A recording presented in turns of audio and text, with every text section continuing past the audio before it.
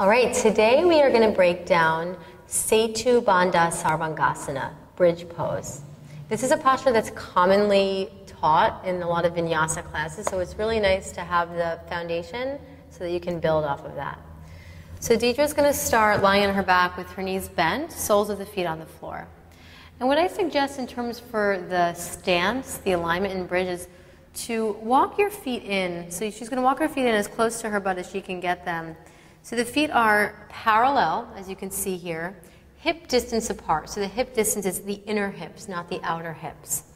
And if you extend your arms alongside your body here, you should be able to touch your ankles with your fingertips. That's a nice way to know how close your feet should be in. And if anything, I would suggest that you rotate your toes in slightly, just to create that internal rotation of the pelvis and the inner thighs. So using your arms alongside your body, Deidre's going to press into her feet and lift her pelvis up. Lower back, middle back lifts. Good. Now here, she's creating this long line in her lower back, and you can keep your arms alongside your body. Some people even like to grab the outer edges of their mat and pull the mat apart. I don't really like that variation. The full variation of the pose is to interlace your hands below you, and you want to shimmy the shoulders. See, Deidre's going side to side on her shoulders, nesting the shoulder heads together. So the bridge, this is very interesting. The bridge is actually happening in the thoracic spine, the upper back. So you want to press the outer shoulders down. And it's also important here to maintain the natural curvature of your neck. So in bridge, be sure to press your head into the floor so your chin moves away from your chest slightly. Now this is great. So the back bend is happening in the upper back. You want to maintain a long lower back. So think of almost as if your belly could go concave in your bridge pose. Glutes don't tense up. That's a very commonality, is the butt wants to engage. Don't engage your butt.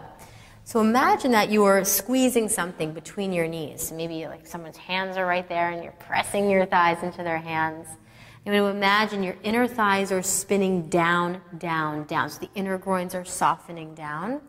And the toes are really soft. Toes are soft, pressing more of the weight in your bridge toward the inside edges of your feet.